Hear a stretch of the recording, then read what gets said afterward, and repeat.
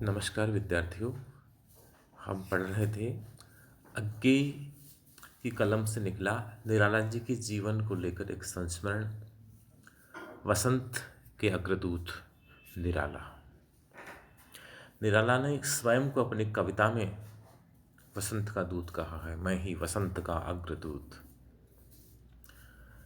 और वास्तव में निराला के व्यक्तित्व को देखा जाए तो वे जिस तरह से प्रकृति में वसंत नवता का संस्कार लेकर आता है, उसी प्रकार से हिंदी कविता में छंद, उसके शिल्प और विषय वैविध्य सबको नवीन संस्कार देने में निराला जी की अग्रणी भूमिका रही है। अज्ञेय जैसे निराला के उत्तरवर्ती उत्तराधिकारी जिन्हें कहा जा सकता है, अज्ञेय के मन में जिज्ञासा थी कि निराला जैसे बड़े व्यक्तित्व से, साहित्य के बड़े व्यक्तित्व से मिलना चाहिए, और वे सुमन को लेकर साथ जाते हैं। फिर ये सिलसिला चलता है और आरंभ में अज्ञेय है वो निराला को कोई बहुत बड़ा कवि नहीं मानते, बड़ा महत्वपूर्ण कवि नहीं मानते, बल्कि जो विश्व भारती पत्रिका है शांति निकेतन की, उसमें निराला की रचनाओं का जो मूल्यांकन करते हैं वह कोई ज़्यादा ठीक नहीं कहा जा सकता। और निराला की उस दौर में जो सबसे प्रसिद्ध रचनाएं मानी जा रही थी, श्रृंगार और प्रकृति वर्णन के क्षेत्र में जूही की कली की बहुत चर्चा होती थी, जो निराला की आरंभिक कविताओं में से है। और राम की शक्ति पूजा जैसी कालजयी कविता निराला की कलम से निकली है, इसको लेकर के भी उस दौर में अच्छी चर्चाएं होती थी। लेकिन अज्ञेय राम की शक्ति पूजा पढ़ करके या जूही की कली पढ़ करके निराला के प्रति अपना नजरिया नहीं बदलते।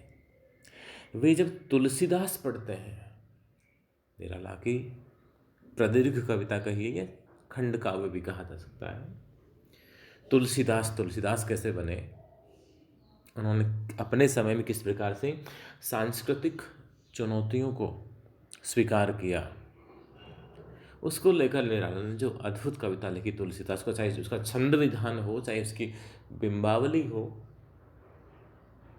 काव्य शिल्प हो या काव्य का भाव पक्ष हो, तुलसीदास अज्ञेय की दृष्टि में निराला की विलक्षण रचना है। और उसके बाद से निराला के प्रति अज्ञेय का दृष्टिकोण बदल गया और मुलाकातों का सिलसिला भी चलता रहा, श्रद्धा भी बढ़ गई निराला के प्रति। और हम चर्चा कर रहे थे पिछले ऑनलाइन क्लास में कि एक कार्यक्रम में निराला है वो होमवती जी के घर ठहरते हैं, अन्य जो कुछ साहित्यकार हैं वे शिवमंगल सिंह सुमन के पास या अज्ञेय के साथ ठहरते हैं। होमवती जी वैष्णव महिला थी, वैष्णव संस्कारों वाली महिला थी, शुद्ध सात्विक जीवन व्यतीत करने वाली महिला थी, जबकि निराला जी खान पान के मामले में भी विद्रोही थे। वे सामिस आहार भी करते थे, मतलब मांसाहार भी करते थे, शराब का सेवन भी क्या करते थे। तो होमवती जी ने उन्हें रख तो लिया, अपने घर में ठहरा लिया, लेकिन बाद में उन्हें चिंता हुई कि उन्होंने सुना है कि निराला जी को शराब चाहिए, भोजन भी विमांस के बिना नहीं करते हैं, ऐसा सुन रखा था। तो इस तरह की कठिनाई होने वाली है, इसका अज्ञेय और उनके साथियों को पहले से अनुमान था। लेकिन होमवती जी का उत्साह था कि निराला जी जैसा बड़ा व्यक्तित्व है, वह कुछ दिन उनके यहाँ मेहमान के रूप में रहे, तो उन्होंने ज़्यादा आग्रह नहीं किया। लेकिन ये जब समस्या आई तो होमवती जी ने अपनी समस्या रखी अज्ञेय और उनके साथियों के सामने।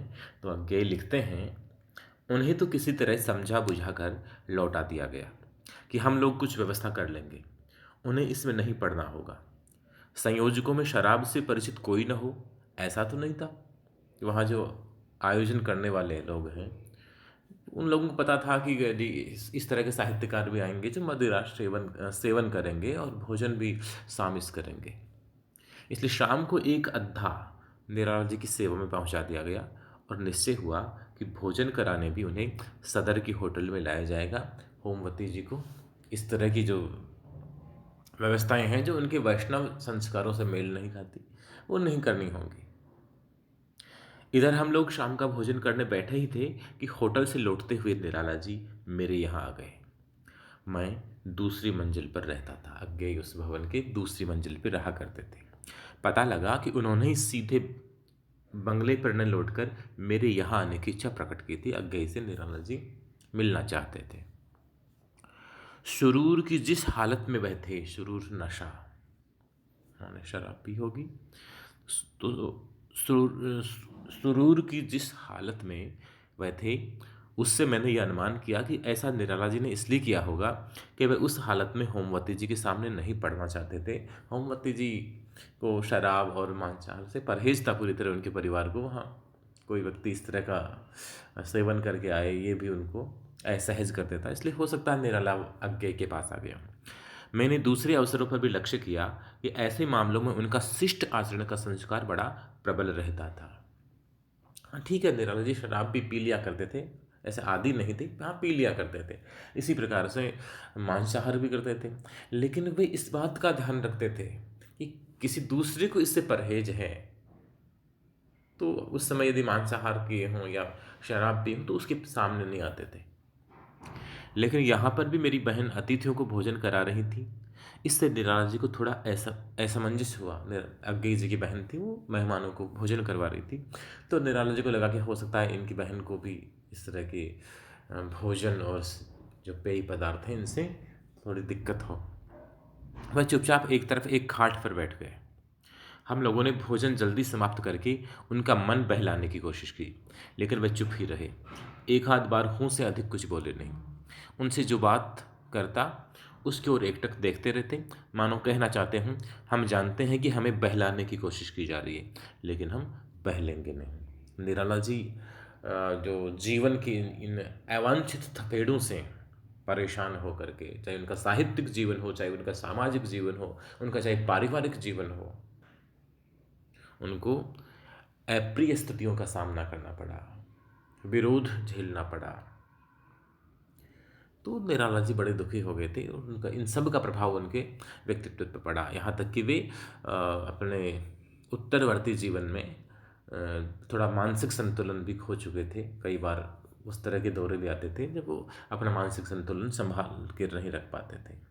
लेकिन इस सब के बावजूद, अपने खान पान की आदतों के बावजूद, अपने जीवन शैली की जो विद्रोहात्मक स्थितियां हैं, इनके बावजूद जो निराला हैं, वे दूसरे को असुविधा न हो इसका पूरा पूरा ख्याल रखते थे। एकाएक निराला जी ने कहा, सुमन इधर आओ। उन्होंने शिवमंगल सिंह सुमन को बुलाया अपने पास। सुमन जी उनके समीप गए तो निराला ने उनकी कलाई पकड़ ली और कहा, चलो।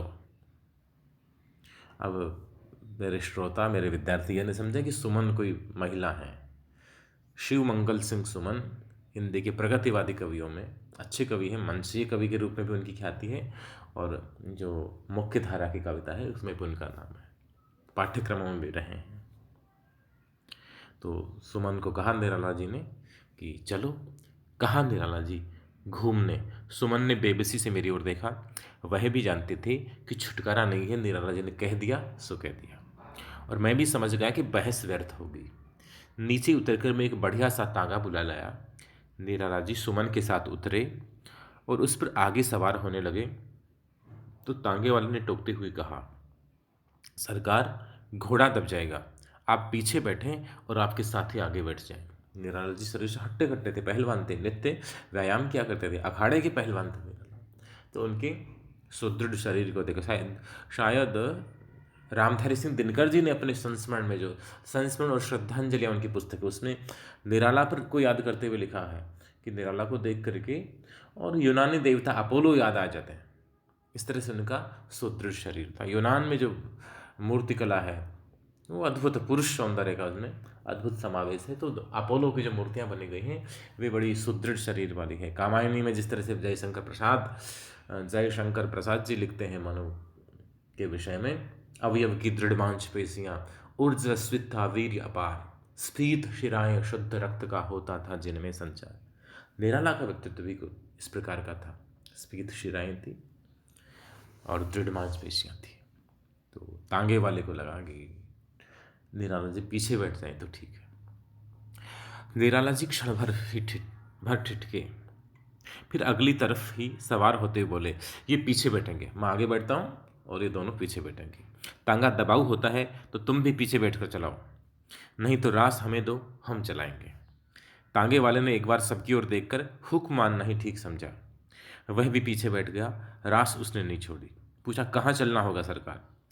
निराला जी ने उसी आज्ञापन भरे स्वर में कहा, देखो 2 घंटे तक ये सवाल हमसे मत पूछना, जहां तुम चाहो लेते चलो, अच्छी सड़कों पर सैर करेंगे, 2 घंटे बाद इसी जगह पहुंचा देना, पैसे पूरे मिलेंगे।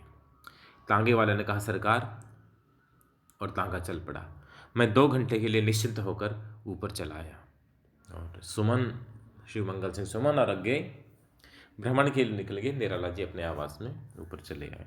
इस तरह से निराला जी की जो मनमोजी स्वभाव है, उनका जो एक फकीराना अंदाज है, जो फक्कड़पन है, वह इस संस्मरण में व्यंजित हुआ है, व्यक्त हुआ है। शेष अंश अगले ऑनलाइन क्लास में पढ़ते हैं। धन्यवाद।